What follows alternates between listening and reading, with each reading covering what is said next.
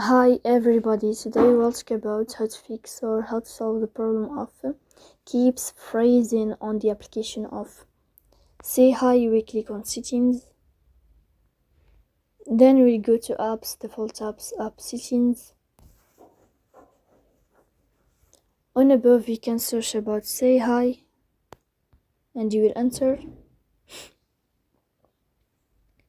Here you can click on first stop and you can click OK. After that you will enter to the window of storage. Here you can click on clear cache. In the end you can turn off your phone and you can wait a moment to turn on your phone again to fix that problem.